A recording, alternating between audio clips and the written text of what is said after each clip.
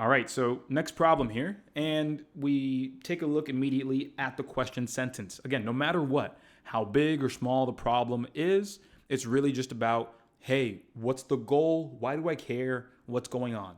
So here, how much did she earn in total over both days? So that already tells me a lot. That tells me a lot. We're trying to figure out how much our friend Maria here, how much she earns, and this is a total over 2 days.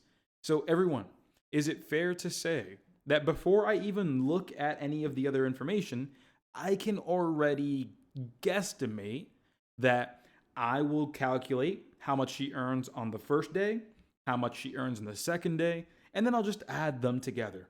Who here feels like that's a good summarization of the general plan that we're about to go through? Yeah, it's a pretty straightforward one. So let's go ahead and see where that'll get us. So our friend Maria earns $18.50 per hour. She works 6.5 hours on Monday and this many hours on Tuesday. Okay, so we want to figure out both days together, and she earns $18.50 an hour. This is one way that we can go about it. The first way is, let me just write down number one. The first way is going to be, we're going to calculate Monday, which is the hourly earning of $18.50 multiplied by 6.5 hours. And then we have Tuesday, which would be $18.50, the same hourly rate, multiplied by 8.25 hours. Everybody, is this one way to do it? Again, multiply over here, multiply over there, and then add it all up. Awesome. Now, at the same time, does anybody here feel like they ran out of time if trying to complete this in less than 2.5 minutes? Yeah, so, let's think about it. Sometimes word problems give you advantages.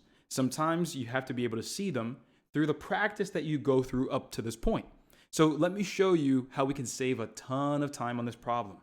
Instead of multiplying these two big numbers and these two big numbers and then worrying about all the decimals on this one and then add it all up, all we have to do is this. Everyone, our friend Maria works 6.5 hours on Monday and 8.25 hours on Tuesday. If we add those up, let's see what we have. We have 8.25, and we add that with 6.5, and that is going to make 7.5 after the decimal. 8 plus 6 is 14. Okay, cool. So we have 14.75 hours. Look at how I'm going to handle this. Look at how I'll handle this. I am going to move first by doing 1850 right over here. 1850. I'm going to multiply this by 14. Only 14. Everyone, if I only do the 14, what's left at the end? Who knows? What is left at the end? The 0.75. So I'm going to highlight that in green, and I'm going to bring that back at the end. All right? I'm just going to highlight that right there, and I'll bring that back at the end. So let's just go ahead and do the 14 here. We have 0 times 4, 5 times 4, which is 20, 8 times 4, which is 32. Add the 2, and that's 34. Then we have 1 times 4 plus the 3 makes 7. Then we'll go ahead and add a 0. So we can start right over here, which is another 0. Then 5 times 1. Then 8 times 1. And then 1 times 1. We add everything back up. And so we're going to have 0, 0, 9. That'll be 15. Carry the 1. And that's a 2. All right, my party people. So when we take a look at this, how many decimal places are we bringing back? Cool. We're bringing 2 decimal places back. So that'll be 1, 2, and we have 259. I'm going to write that down on the side. And now I'm going to calculate the remaining 0.75. Now, why did I do this? Well, everybody, long story short, it would be absolutely bonkers for me to try to do 4-digit by 4-digit multiplication. Take a look at that. Would that have been fun, everybody? Yes or no? You tell me. Would that have been fun, or was it fun for you if you personally tried it? Yeah, finish typing no after you wipe those tears, right? That was too much. So notice what I did. I just split it off into the first part of it, where we only multiplied by the 14. And then I'm going to go ahead and just do the 0.75. And everybody, guess what? 0.75 is 3/4. So that's what I'm going to do. I'm going to do 1850 multiplied by 3/4. So right over here, we're going to multiply by 3/4. And so here we go. All I got to do is multiply 1850 by 3 and then divide the result by 4. So here we go. Hurry up. Nice and easy. 18.5 times 3. That's going to be 15. Then we have 8 times 3 is 24. Then 25. Then we have a 5 at the end.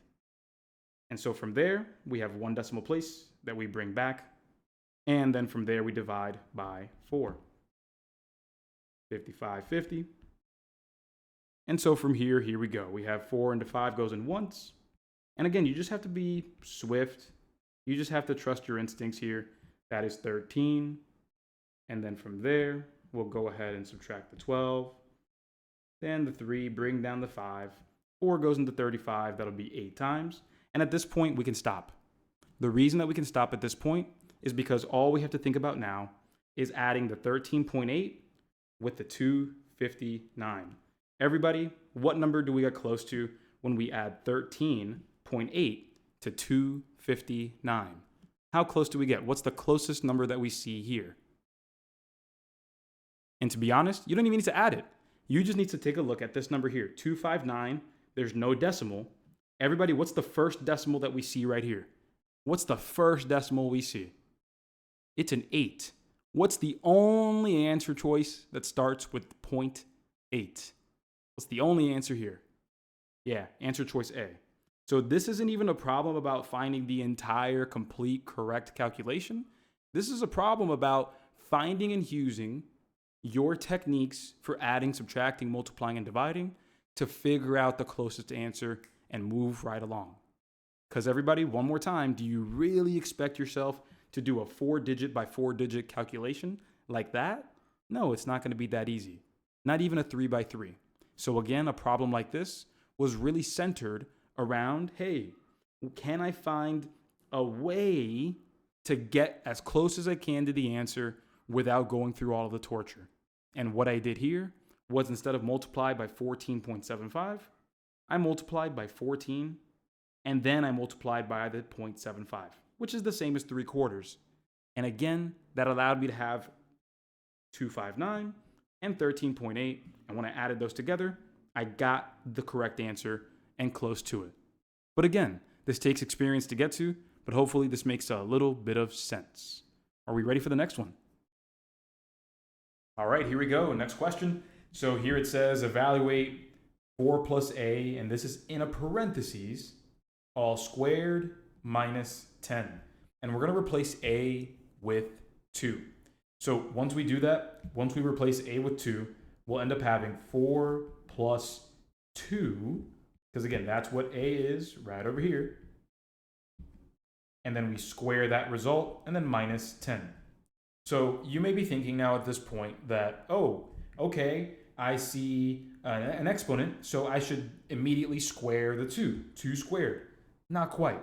Not quite. We don't want to get that part wrong, because if you notice, we have a parentheses right here.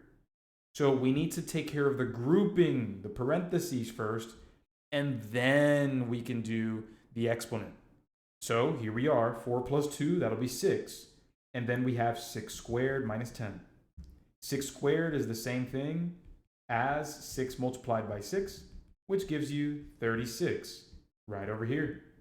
Once we get to this point, the last step is just subtracting 10. 36 minus 10 will give us 26. And there we are, everyone. The correct answer here is answer choice D.